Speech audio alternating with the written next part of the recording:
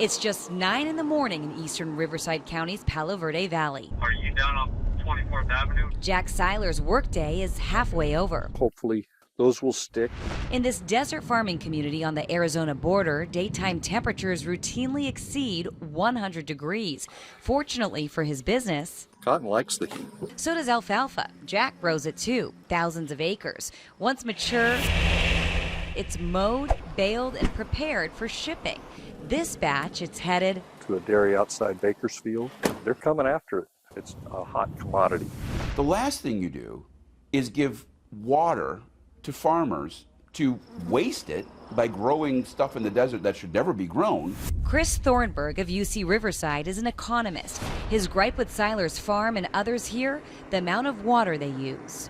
Jack's farm borders the Colorado River. The land his family has owned since 1967 came with the right to use as much river water as needed to grow whatever crops he chooses. Bart Fisher is also an alfalfa grower in Blythe. My grandfather settled here 104 years ago. At a time when the federal government wanted to feed and populate the West. Our forefathers built a series of irrigation canals. Staking a claim on Colorado River water. In Western water law, you have first in use, first in right.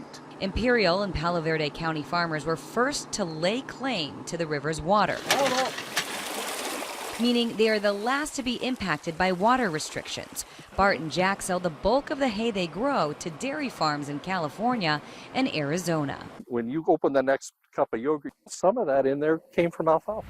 The idea that these guys need to grow hay in the desert to feed livestock is again nonsensical. Thornburg points out 16% of alfalfa grown here are shipped all the way to Saudi Arabia, where the crop is banned because of water shortages there. I will not agree that we should allow Saudi Arabian cows and horses a higher deference to our own environment.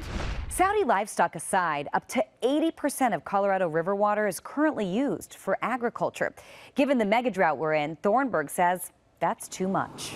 We over-allocate this incredibly scarce resource across users on the basis of 100-year-old contracts. Thornburg's solution? Grow these crops in cooler, wetter states and send the water saved to Southern California cities. You can say, well, maybe the alfalfa should all be produced in Arkansas. Then what do you do with the local dairies that are spread all over California?